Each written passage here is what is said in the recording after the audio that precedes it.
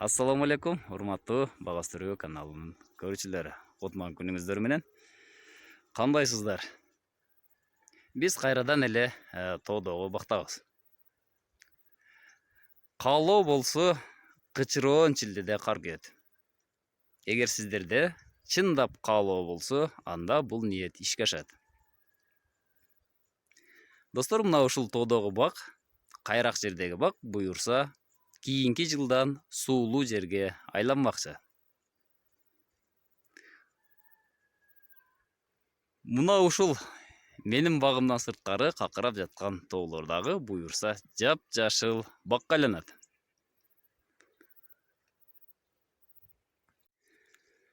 Буюрса бул канал аяктаса, жүздөгөн гектар жерлер суу алдында болот, суулуу жерлер болот.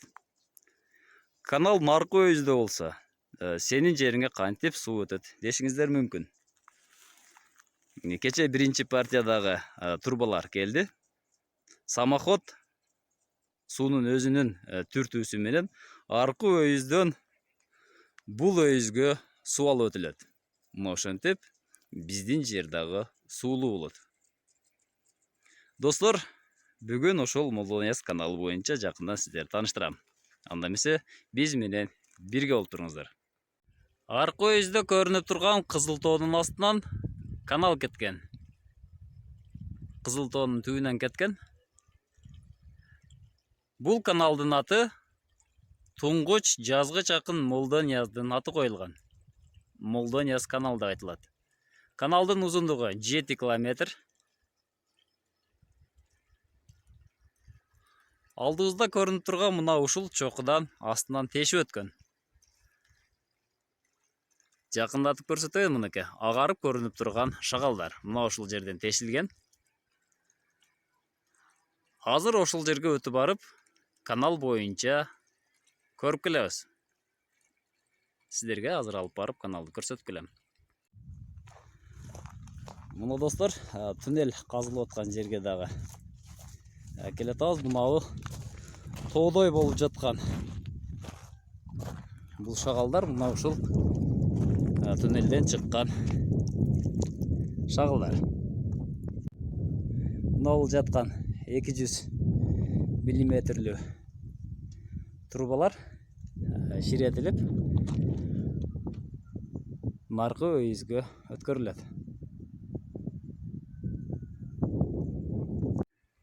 Кызуу иш жүрүп аткан мезгил.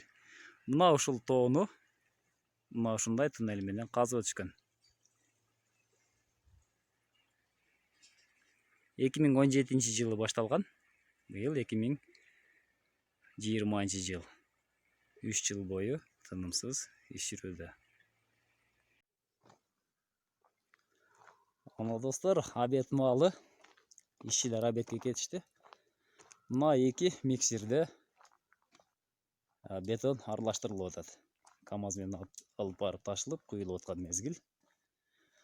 Мына достор, туннелдин оозуна келдик. Бул туннелдин узундугу 600 метрге жакын экен.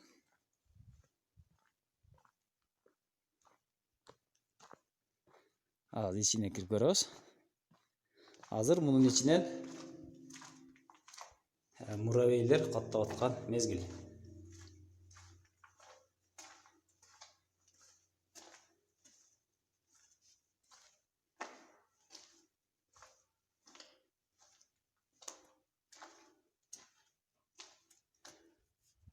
Бийиктиги 2 метр, жанына 1,5 метрден ашыгыраак окшойт.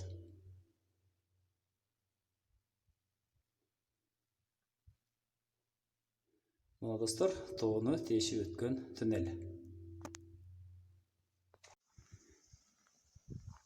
Куюлуп аткан канал. Канал 0,6 кубтук канал. 1 кубага чейин суу батат.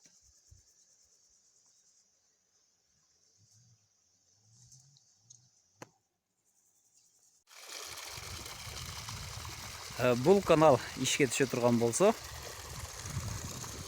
мына ушул айылыбыздын 100 гектарлаган жерлери ишке түшүп,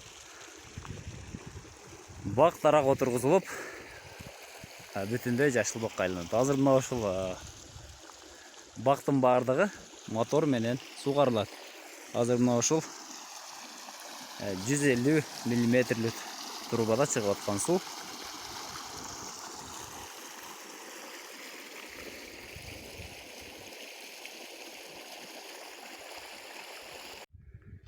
Туннелдин ичинде шагал ташып, бетон ташып иштеп аткан мына ушул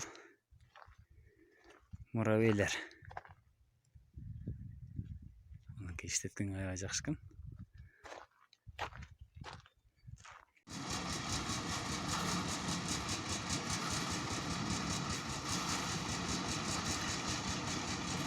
Миксерлерде бетон айландырылып атат. Азыр муравей менен алып барып улаттап коюшат. Чоң мотордан чыгып аткан суу. Бул суу бакка агып атат. Ошондой эле көрүп турасыздар, экинчи Кытай моторлорундагы салып коюшкан. Буну суу тарттырып, мына жогорудагы экинчи качкада сугарылып аткан бак.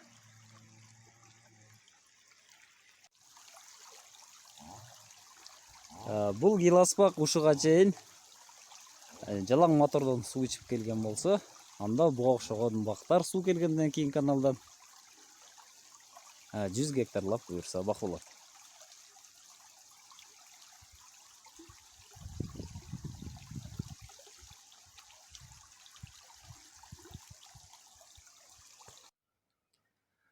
Он 3 жыл мурда мына ушул нукул таштан турган тоону тешип өтүп, канал алып келебиз десе, биздин көпчүлүгүбүзгө жомок эле. Албетте, бул айылдын патриот акаларыбыз мына ушул ишти колго алып, ашар жолу менен башталган. Бул проект өтө чоң болгондуктан, мамлекеттин кийлигишүүсүз ишке ашышы мүмкүн эмес эле. Биринчи көрүнүп турган чокуу нукул таштан 600 метр, экинчи туннель 200 метрге жакын. Мына ошол аралыкты тешип өтүш керек эле. Бул каналдын жалпы сметасы 176 миллион сомду түздү. Тоо тешип өтүлдү, 2 туннель казылды, бетондолуп, азыркы кезде мына ушул канал аркасынан коюлуп, алдынан тракторлар каналды казып кетүүдө. Мына достор, кыялдар сөзсүз орундалат. Аракетке берекет бар. Атадан сөзсүз бак калат. Буюрса, айылыбызда мына алдыбызда турган татынакай, шабдалы, мына ошогон мөмөлөрдүн көптөрүн өстүрүүгө болот. Мына ошондо тамчылатып суугарууну мотор менен алып чыкпастан, бул жерге суунун өзүнүн нугу менен келе турган болот. Кыргызстанда мындай жерлер аябай көп. Иштетилбей жерлер канча жатат. Достор, баарыңыздарга ийгилик каалайм. Сиздер менен Бак Өстүрүү Кыргызстан каналы болду.